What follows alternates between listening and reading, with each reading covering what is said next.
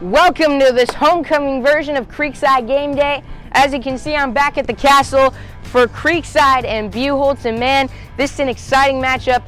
Two top 10 teams in 4S, two undefeated teams, and Creekside hasn't lost a home game since October of 2020. The team that beat them, they'll be seeing them tonight, the Buchholz Bobcats coming into town, and man, we've got a great matchup on hand and a great episode. I'll be breaking down tonight's matchup and then talking with Coach Sean McIntyre, the leading rusher in Northeast Florida, Nicky Williams, Anthony Akel, and Ian Mooney, two staples on defense, about the Knights and how they played such good complementary football this year and what it's going to take to knock off this tough Buchholz team. All of this and more coming up next on Creekside Game Day.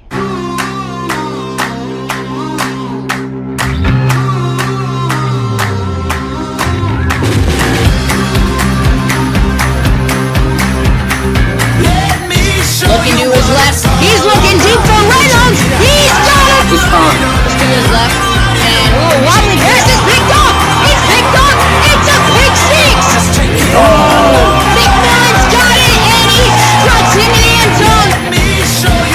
It's time for Creekside Game Day.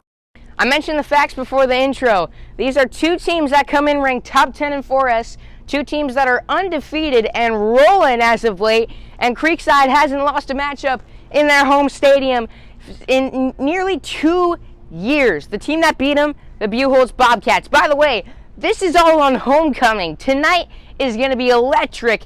And as for tonight's matchup, well, let's break it down. Tonight, I'd say Buchholz enters as the road favorite.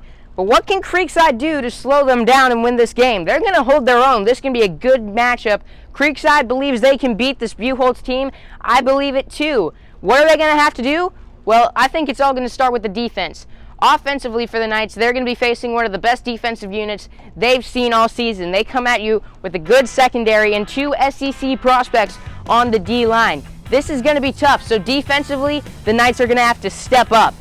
Buchholz's offense is probably as loaded as their defense is on their side of the ball. They come in with a great rushing and passing attack led by quarterback Creed Whittemore, who's going to be going to Florida to play wide receiver, much like his brother is now. Whittemore excels at extending plays, so the Knights are going to look to try and get pressure on him while keeping him in the pocket. This is going to be tough because the Knights struggled to contain Marcus Stokes as he rushed for multiple big gains against them in week 2. They'll need to try and hold Whittemore in check and get pressure on him if they want to win.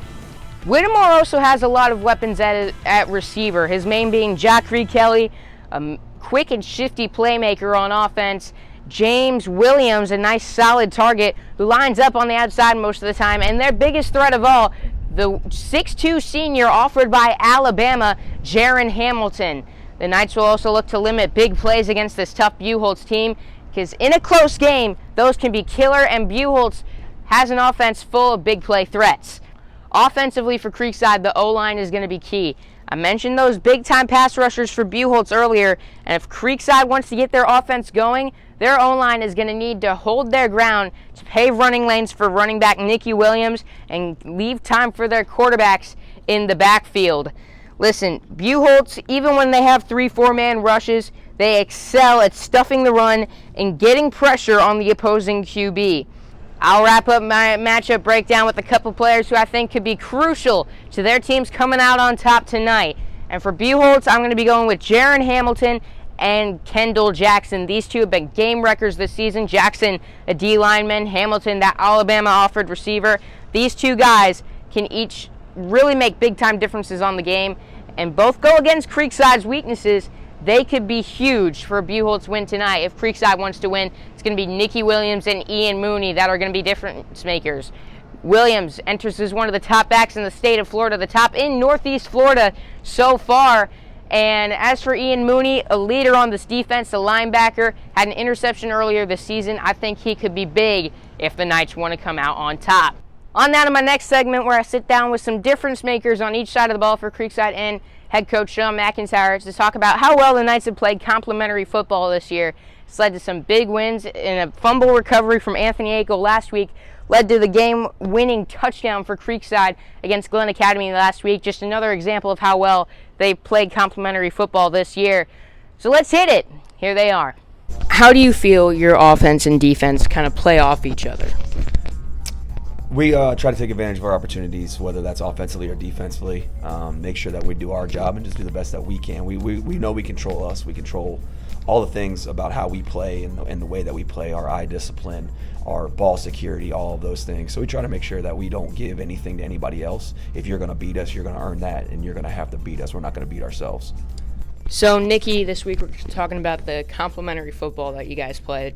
Defense turns into offense. You guys each playing really well on both sides of the ball.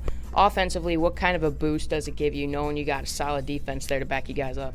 It helps us mentality when they get the offense on the field and we're ready to go. And we see them being like, if they get a pick, we're hyped up for them. We're ready to knock some head loose. So same question I had for Nikki, but opposite ways. What kind of boost does it give you guys knowing you got that talented offense to back you guys up on the other end? It gives us a big boost, The best offense in the state right now. When we need the offense to step up, we know the offense is there. Nikki's running hard, O-line, quarterbacks, wide receivers, everyone's playing great. So it's really assuring, and yeah. Defensively, you guys have made really big plays in big-time situations this year. Had a big interception against Stokes in week 2. Last week, Anthony Akel with a big fumble recovery that led to a touchdown to take the lead.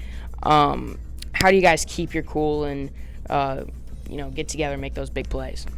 Just practice. Coach pushes us really hard at practice, always working hard, trusting our teammates and working together in everything we do. Just all of us, working together. And when they break a big play, we don't get down on ourselves. We just pick each other up and holding each other accountable.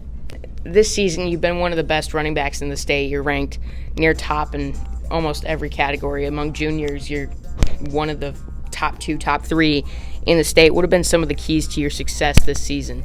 Definitely the O-line and my teammates really pushing me in the weight room, pushing me at practice, the defense giving me looks.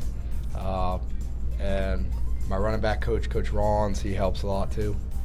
What kind of flexibility does it give you as a play caller, having solid defense to back you up if you want to go for it in a situation at midfield, or say you want to take a risk with the defense or they make a mistake? How big is it to have an offense there to back them up? Yeah, I think that it takes some pressure off of the offensive coordinators and the defensive coordinators, because we know our kids are going to go out and execute. They know their job. They're completely invested in what they're supposed to do and how they're supposed to do it. And that gives you a lot of confidence in calling plays in critical moments, because our kids are going to go out and execute and do their job. How are you preparing to face a tough matchup in Buchholz this week? Just play our football and knock them back. Yeah, like Anthony said, we're just going to go out there, play our game, do the best that we can do, and knock them back. This week's going to be one of your toughest matchups, if not the toughest of the season. You got 2 SEC prospects on the D-line. How are you guys planning to go about attacking them and trying to get the ground game going?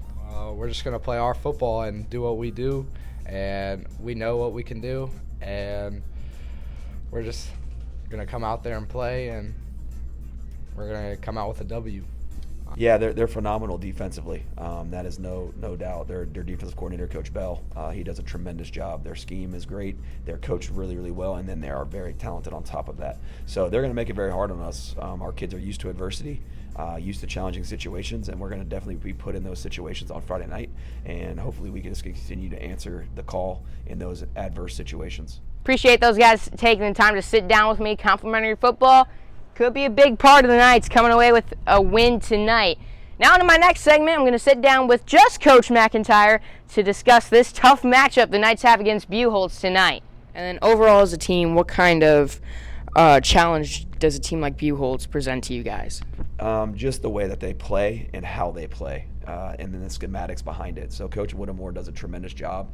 When you watch the film, they look a lot like us. They're just They have some pretty beautiful kids doing it as well. They play together. They're very physical. They're very disciplined. So when you watch a film and you see a team that is very physical and very disciplined, that's what we want to be as a football program. You get concerned as a coach. Their coach does a tremendous job, and their players are very talented. Friday night should be an excellent game, and I know they're going to be ready to play, and so will we. What have you learned from past matchups with the Bobcats? It's been a couple years, but we beat them at their place a couple years ago. Then the next year we lost to them in the playoffs at their place, and so you just kind of become familiar with how a team operates and things like that. But they're a well-run program, so you know that they're going to come out. They're never going to have ups and downs. They're going to be the same team, steady throughout 4 quarters, in season by season, year by year, and that's kind of what we're establishing ourselves as, and they definitely are that. So Friday night should be a big-time matchup. As for the defense, going up against Buchholz, they have an athlete at quarterback. Creed Whittemore has a ton of success there, great at extending plays, and he's going to Florida to play wide receiver. What's it going to take to limit his success come Friday night? Yeah, he is their coach's son, and he is a coach's son. He knows exactly where they want to do with the ball on any given offensive play. They know exactly how he knows exactly how the play is supposed to develop, who his reads are, who his keys are, and then on top of that, he is extremely athletic. So he extends plays with his legs. He's able to make every throw that they need him to make to be successful. He's a huge challenge in and of himself. He's a great kid on top of that. I've had opportunities to meet him and Coach Whittemore and his family. We wish him nothing but the best. Friday night we hope to get after him, but he's a great kid. He's a great player, and he definitely makes them go on offense. And what would a big win against a real tough Buchholz team on homecoming nonetheless mean to your squad? Yeah, homecoming, I tell the boys every single year during the homecoming week, the homecoming week is about the football game. That's going to be the pinnacle of the week. Obviously, the dance follows that, and everybody has a good time. But we're looking at this as a district matchup. It's a big game for us. It's the first week of district play, and that's what we're looking at as, just a district football game. So we're going to be focused on our job Friday night and working forward to that. Dance is only fun if it's a celebration of a win. Yeah. And what would your message to Creekside fans be this week coming to the game? Be early and be loud. So Coach McIntyre's message to Knights fans, get out here early and get out here and be loud. It's going to be a fun night tonight, and before we wrap up the show, I'm going to leave you off with my matchup prediction. And man, this is a tough one. And listen, the analyst side of me would say Buchholz. They, I think, would enter is the favorite. That's what my brain's telling me. But listen, my heart has Creekside winning 31-30. It's going to be a nail-biter. It's going to be a close game, but the Knights are going to come out on top. So come out. It's going to be a fun night. If you can't make it, you can watch my broadcast live on NFHS Network. Kickoff is at 7 o'clock. That'll do it for this episode of Creekside Game Day. If you enjoy, be sure to like and subscribe, and I'll see you next week here on Creekside Game Day.